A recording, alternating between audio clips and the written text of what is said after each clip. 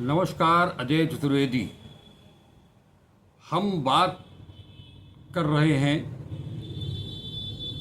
लोकसभा में नेता प्रतिपक्ष राहुल गांधी की। उनकी ऊर्जा, उनकी क्षमता, उनकी संघर्ष क्षमता और उनके नेतृत्व का जो गुण है वो निखर करके सामने आया है। गजब का उनका ये साहस, अदम्य साहस, उनका भारतीय राजनीति में एक अलग तरह की धारा जो अब तक शायद इस राजनीति में दिखाई नहीं दे रही थी। ये जिस नक्शे कदम पर वो चल रहे हैं वो बहुत दिनों, एक लंबे अरसे के बाद ऐसा दिखाई दे रहा है कि देश में ऐसा भी कोई नेता है जो जिसके दिल में, जिसके दिमाग में केवल और केवल वो शोषित हैं, वो पीड़ित हैं सरकार की योजनाओं से। देश का कोई भी कोना हो, वहाँ राहुल गांधी की प्रतीक्षा भी हो रही है और वहाँ मौके पर पहुँचने के बाद राहुल गांधी का भव्य स्वागत भी हो रहा है। ये आपने हाथरस में भी देखा, ये आपने गुजरात में भी देखा, अहमदाबाद में, ये आपने आसाम, मणिपुर में भी देखा। वो मणिपुर जहाँ जाने से लोग कतरा रहे हैं, सत्ता पक्ष के लोग, मणिपुर का नाम लेने से बड़े दिग्गज घबरा रहे हैं। नाम आ जाने मात्र से उनकी पूरी टीम, अब तो आईटी सेल की जगह ट्रोल सेल कहा जाए तो ज़्यादा बेहतर होगा। कल जब राहुल गांधी मणिपुर गए, वहाँ के पीड़ितों से मिले, महिलाओं से मिले, बच्चों से मिले, उनकी पीड़ा सुनी, उनका दुख दर्द सुना, उनकी पीड़ा, उनका दर्द दूर करने का आश्वासन भी दिया प्रतिपक्ष नेता के तौर पर। उन्होंने कहा भी कि ये संसद में मामला उठेगा। हालांकि संसद में 18वीं लोकसभा के पहले ही सत्र में ये मामला उठ चुका है। वो भी तब उठा, पूरा का पूरा विपक्ष, जब प्रधानमंत्री राष्ट्रपति के अभिभाषण के बाद जो चर्चा हुई उसका जवाब देने के लिए नेता सदन के तौर पर खड़े हुए थे। तो जितनी देर तक वो बोलते रहे उतनी देर तक मणिपुर का ही मसला रहा और विपक्ष न्याय की मांग करता रहा। न्याय एक ऐसा शब्द है जिसे कांग्रेस ने 2019 के लोकसभा चुनाव में भी इसको चुना था, एक न्याय योजना लागू की थी, लागू करने का प्रस्ताव अपने एजेंडे में शामिल किया था। और अब की बार 2024 के चुनाव में बाकायदे अपने घोषणा पत्र को न्याय पत्र के रूप में जारी किया। तो हम बात कर रहे हैं वहाँ से मणिपुर, हाथरस, मणिपुर, गुजरात, आसाम होते हुए वो आज अपने संसदीय क्षेत्र रायबरेली पहुँचे। रायबरेली में चुनाव के बाद वो आभार प्रदर्शन के लिए गए थे, चुनाव जीतने के बाद, और उसके बाद नेता प्रतिपक्ष बनने के बाद आज पहली बार वहाँ पहुँचे। जोरदार खैर मकदम हुआ उनका, जनता ने उनको पलक पांवों पर बिठाया। आज परिस्थितियां रायबरेली की भी बदली हुई थी, क्योंकि वहाँ सांसद राहुल गांधी नहीं बल्कि नेता प्रतिपक्ष राहुल गांधी पहुंचे थे।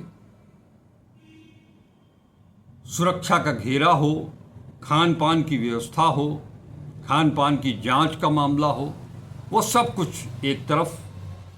दूसरी तरफ मामला उठा, रायबरेली पहुंचने के बाद उन्होंने सबसे पहले बाकायदे परंपरागत रूप से गांधी परिवार की परंपरा के अनुसार जिस हनुमान मंदिर में उनके पूर्वज, उनकी माता, उनके पिता, उनकी दादी भी वहाँ जाती रही हैं, वहाँ गए, दर्शन पूजन किया, आशीर्वाद लिया, देश के कल्याण की कामना की प्रभु हनुमान से, राम भक्त हनुमान से। उसके बाद वो पब्लिक पार्टी के कार्यकर्ताओं से भी मिले, वो रायबरेली एम्स भी पहुंचे और वहाँ मरीजों से मिले, उनका हालचाल पूछा, अस्पताल से मिलने वाली सुविधाओं के बारे में पूछा, उनकी कठिनाइयों को जानने की कोशिश की, कहीं कोई दिक्कत तो नहीं। इस बीच उन्होंने मौका निकाल करके वो शहीद कैप्टन अंशुमान की मां से भी मिले। शहीद कैप्टन अंशुमान की मां मंजू देवी ने करीब आधे घंटे तक उनसे बातचीत की, अपनी व्यक्तिगत पारिवारिक समस्याओं के बारे में भी बात की। बेटे, जो घर के सबसे बड़े बेटे थे, आय का सबसे बड़ा स्रोत थे, अभी उनके 2 बच्चे और हैं जो कि पढ़ रहे हैं। अंशुमान के पिता सेवानिवृत्त हो चुके हैं। ऐसे में जो कठिनाइयाँ आ रही हैं उसका भी उल्लेख किया उनकी माताजी ने, अंशुमान जी की माताजी ने। साथ ही साथ जिस मुद्दे को राहुल गांधी बड़े जोर शोर से उठा रहे हैं चारों तरफ, सदन से लेकर के सड़क तक, अग्निवीर का, मीडिया से बातचीत करते हुए कैप्टन अंशुमान की मां मंजू देवी ने कहा कि राहुल गांधी से बातचीत के दौरान उन्होंने अग्निवीर का मुद्दा भी उठाया और ये कहा, उनसे दरख्वास्त की कि अग्निवीर की योजना को, अग्निपथ की योजना को समाप्त करवाएं। मां मंजू देवी ने बताया मीडिया को कि राहुल गांधी ने उन्हें आश्वस्त किया है कि बतौर नेता प्रतिपक्ष वो इस मुद्दे को बराबर उठाते रहेंगे और अगर ये सरकार नहीं सुनती है, नहीं मानती है, तो वो जब सत्ता में आएंगे तो इसको बंद कर देंगे। हालांकि राहुल गांधी पहले भी कह चुके हैं कि जब सत्ता में आएंगे तो अग्निवीर योजना को कूड़े में डाल देंगे। मामला सिर्फ इतना नहीं था, जिस तेजी के साथ राहुल गांधी जगह जगह शोषितों, पीड़ितों के पास पहुंच रहे हैं उनका दुख दर्द बांटने के लिए, जिस तरह से उनकी लोकप्रियता दिन ब दिन बढ़ती चली जा रही है। अब तो उन्होंने लोकप्रियता के मामले में, चाहे सोशल मीडिया पर हो या आम जनता के बीच हो, उन्होंने प्रधानमंत्री नरेंद्र मोदी को भी पीछे छोड़ दिया है। ऐसे में बीजेपी की जो आईटी सेल है, ट्रोल सेल है, वो लगातार उनके इन इरादों को, नेक इरादों को अपने ढंग से ट्रोल करते हुए उन्हें बदनाम करने की भी कोशिश की जा रही है। बार बार, अभी कल मैंने आपको बताया था कि गिरिराज सिंह ने उनके राहुल गांधी के मणिपुर दौरे को लेकर के कहा था कि वो वहाँ का माहौल खराब करने के लिए गए हैं, जबकि स्थितियाँ सामान्य हो रही थी।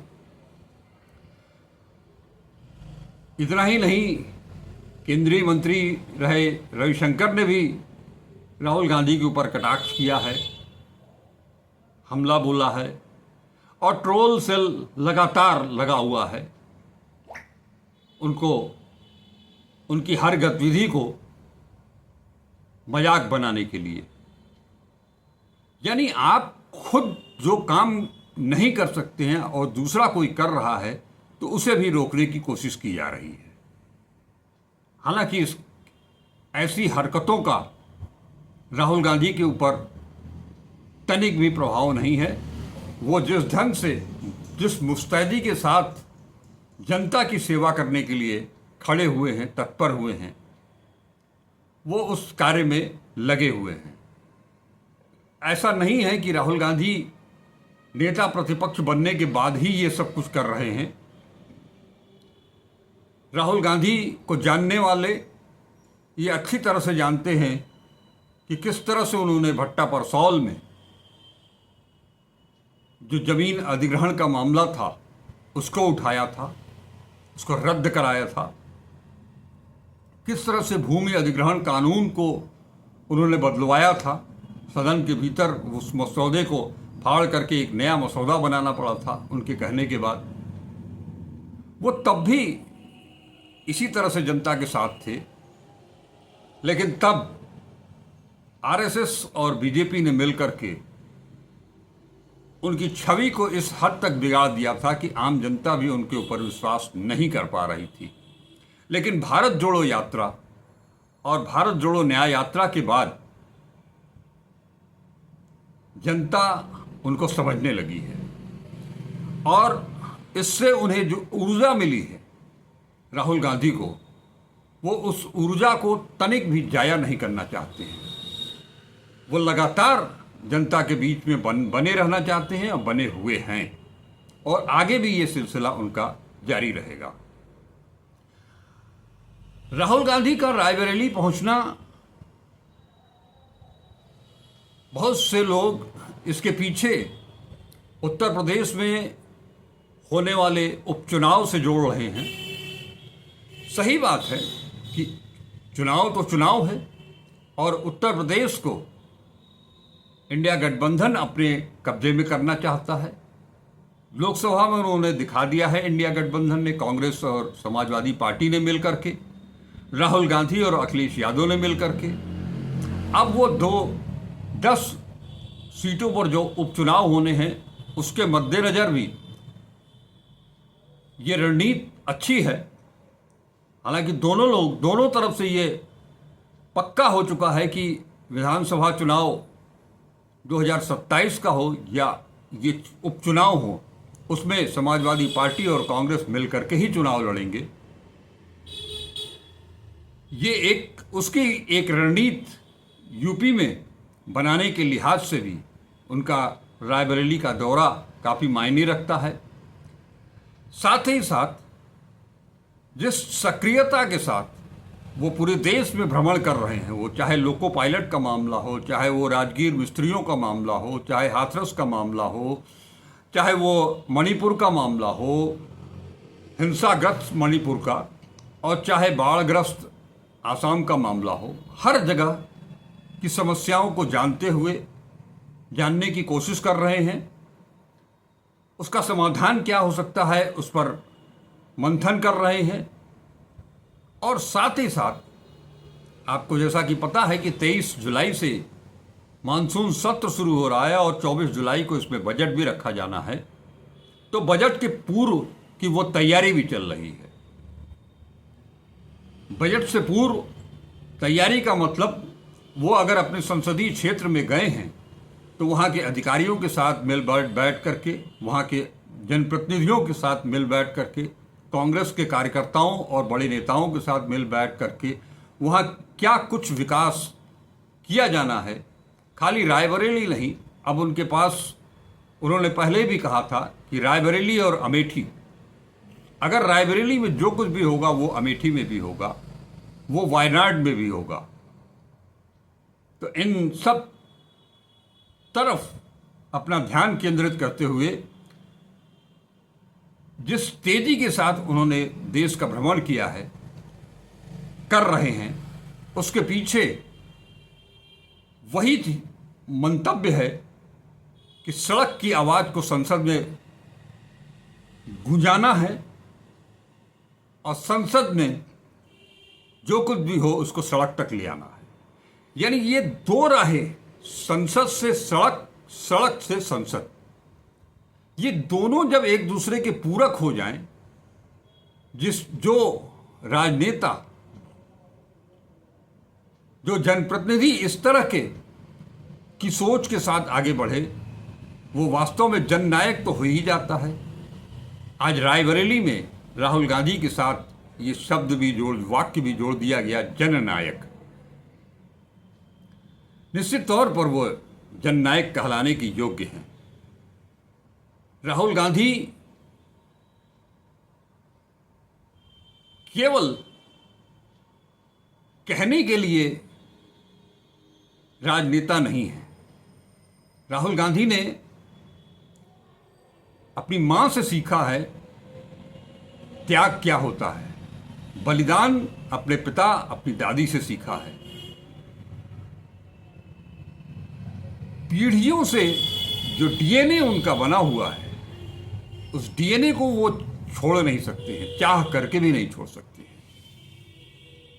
आम जनता की लड़ाई लड़ना ही गांधी परिवार का डीएनए है। और इसमें राहुल गांधी ने 2004 से शुरू हुई उनकी जो यात्रा है, 2024 में पहुंच करके आज वो वास्तव में देश के जननायक बन चुके हैं। अब वो संसद के भीतर क्या कुछ करने वाले हैं, ये तो 23 तारीख के बाद ही पता चलेगा। लेकिन उसके पहले तक वो लगातार व्यस्त रहने वाले हैं। हर दीन दुखी, पीड़ित सबके साथ खड़े होने वाले हैं। मौका बहुत सारा है। अब आपको बात करें, एक दूसरी चीज बतावे कि नीट को लेकर के पिछले 4 जून से पूरे देश भर में हल्ला मचा हुआ है, बवाल मचा हुआ है। मामला सुप्रीम कोर्ट के पाले में है। सुप्रीम कोर्ट भी मान चुका है कि नीट में पेपर लीक हुआ है। भले ही सरकार इसे माने न माने, एनटीए इसे माने न माने, एनटीए पूरे देशवासियों के निशाने पर है। सिर्फ केंद्र सरकार, शिक्षा मंत्रालय ही एनटीए के पक्ष में है। वो एनटीए जो एक भी परीक्षा कायदे से नहीं करा पा रहा है, बावजूद इसके शिक्षा मंत्रालय एनटीए के सर पर हाथ रखे हुए है। एक ताजा मामला आया है एनटीए का, सीयूईटी यूजी की परीक्षा का। यह भी परीक्षा 16 मई को हुई थी, जिसका आंसर शीट अब जाकर के एनटीए ने जारी किया है। अब उस आंसर की को लेकर के पूरे देश में बवाल मचा हुआ है, क्योंकि इस आंसर की में करीब 2 दर्जन से ज्यादा ऐसे सवाल हैं जिनके उत्तर आंसर की में ही गलत। एक छात्र ने सोशल मीडिया पर ट्वीट करके बताया है कि उसने जो परीक्षा दी थी उसके अनुसार जो उसने आकलन किया था उसे 122 अंक मिलने चाहिए थे, लेकिन एनटीए की जो घोषणा है, उसका जो मानक है, उसके अनुसार उसे केवल 26 अंक मिल रहे हैं। मैंने सबसे बड़ी चीज तो ये कि आप परीक्षा आयोजित कर रहे हैं, आप पेपर सेटर हैं, आपको हर क्वेश्चन का आंसर मालूम है, उसके बावजूद गलत आंसर की में। अभी तक ऐसा होता रहा है कि किसी तरह से ये पता चल जाता था कि किसी को कोई सवाल गलत है या उसका ऑप्शन गलत है ऑब्जेक्टिव क्वेश्चंस में, तो उसमें बच्चे को पूरे नंबर मिलते थे। अब आंसर की जो एग्जाम लेने वाली एजेंसी ही उसका आंसर गलत बता रही है, इसको लेकर के पूरे देश भर में हंगामा मचा हुआ है। अब एनटीए का कहना है कि उनकी जो रूलिंग है कि अगर किसी को किसी सवाल के उत्तर को लेकर के कोई दावा, कोई आपत्ति करनी है तो उसके लिए 200 रुपये पर पेपर उन्हें भरना होगा। हर क्वेश्चन के लिए 200 रुपये देने पड़ेंगे। और इसके बाद भी अगर उनका दावा छात्रों का सही है तो एनटीए उन्हें ये बताने नहीं जाएगा कि हाँ आपका दावा सही है। ये कैसा इंसाफ है? माने बच्चों के भविष्य को पूरी तरह से चौपट करने पर यह सरकार आमादा है। पूरी शिक्षा व्यवस्था तहस नहस हो चुकी है। यह मुद्दा भी विपक्ष यानी इंडिया और राहुल गांधी के नॉलेज में है। यह मुद्दा भी गरमाएगा अब की बार सदन में पक्का। इस बीच जो हाथरस कांड हुआ, जिसमें कि 121 से ज़्यादा लोगों की मौत हुई, दर्दनाक मौत, उसकी एसआईटी जांच करा गई। एसआईटी ने अपनी रिपोर्ट मुख्यमंत्री को सौंप दी। बावजूद लेकिन उस रिपोर्ट में 300 पन्ने की रिपोर्ट में जिस भोले बाबा के सत्संग में ये बवाल हुआ, हंगामा हुआ, भगदड़ हुई, जिसमें कि ये लोग मारे गए, उस भोले बाबा का कहीं कोई नामो निशान तक नहीं है। इसे लेकर के सवाल उठने लगे हैं। और एक सबसे महत्वपूर्ण बात चलते चलते धारा 370 में मामूली रद्दोबदल के साथ कुछ चीजें हटाने के बाद से बीजेपी लगातार ये कहती आ रही है कि जम्मू कश्मीर में हालात सुधरते चले जा रहे हैं। लेकिन आलम यह है कि पिछले 9 जून को जब प्रधानमंत्री पद की शपथ ले रहे थे नरेंद्र मोदी, तो उस दिन भी आतंकवादियों ने सलामी दी थी। अपराध की भाषा में क्राइम रिपोर्टर्स,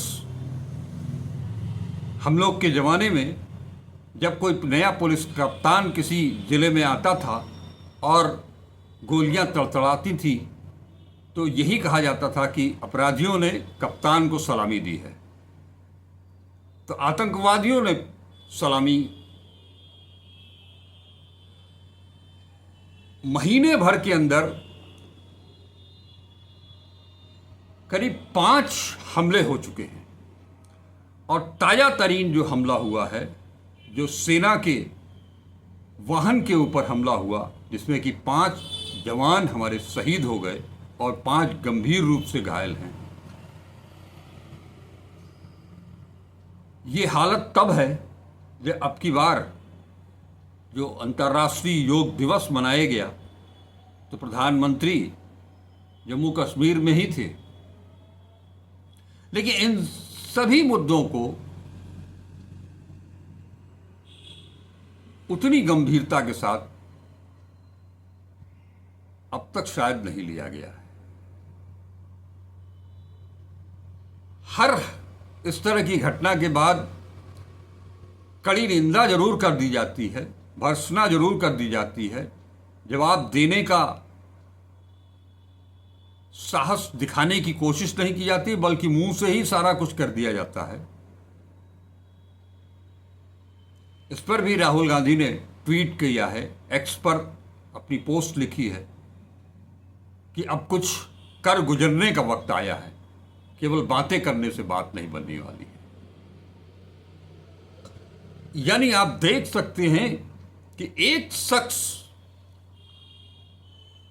पूरे देश भर की चिंता उसको है, और उस पर अगर वो बात करता है, अगर वहां तक पहुंचता है, तो उसे ट्रोल किया जाता है।